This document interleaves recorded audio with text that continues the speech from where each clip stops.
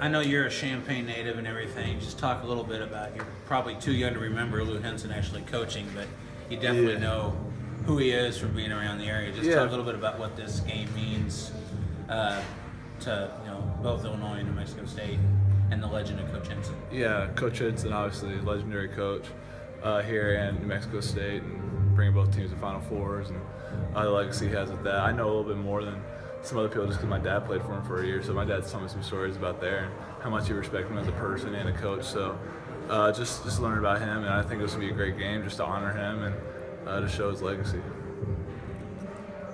So I know that he stops by practice every once in a while.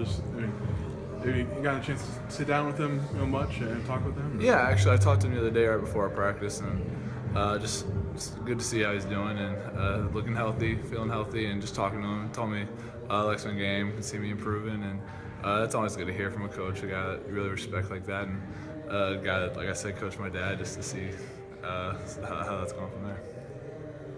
I know you guys have kind of talked about a little bit after the post game the other day of the schedule's going to get a lot harder going forward, but the Longwood game, one of your more mistake-free games, is that kind of indicative of where the team's at, or is that kind of, I guess, just something of the opponent? But I guess moving forward, what are you guys kind of thinking on how that game went? Yeah, I think the Longwood game, it was good for us. I think offensive rebound was a huge thing that we showed, and show that what we're capable of. We may not get 27 offensive boards every game, but just to show that if we go every time, then we can go get some back. And I think we showed that. I thought our assist-to-turnover ratio was really good.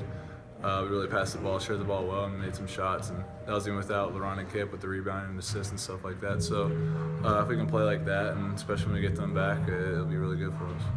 What do you know about New Mexico State? Obviously, a team that knows how to win basketball games. Right, they're really athletic team. Really quick niche. They like to run. They like to jump really quick. It'll be a really good test for us. A really athletic team that likes to get out and go. So I think it'll be a good test. Obviously, you played at the United Center before. A lot of these guys on the team haven't played. If they're from Chicago, they know at least what the United Center, the aura of it is. Just how do you prepare the guys to play in that environment? Yeah, man, you just treat it like another game. Honestly, playing United Center is awesome.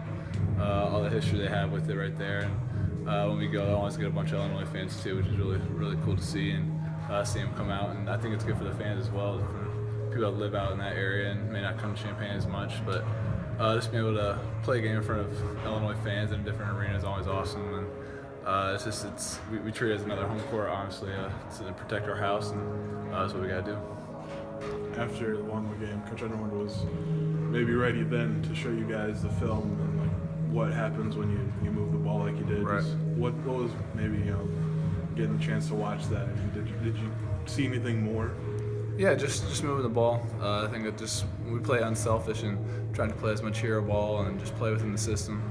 He kept saying before the game, and he said yesterday in practice, try and get the ball to the third side, try and reverse it, and when we reverse it, we'll get whatever shot we want. And I think that's something that we have to keep doing no matter who the opponent is, even if it's in practice. And when we do that and trust the system, and our offense is really tough to guard.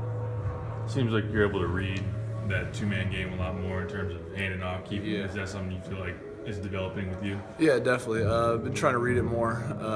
Right when I catch it, just trying to see how they're playing me, and going there. If they're up on me, then I'm going to hand it off and play there. But if they're backing up, then I don't see why I can't just not hand it off and take that shot if it's there. So it's a shot I'm comfortable with, and if it's there, I'm going to knock it down. But it's a read, really.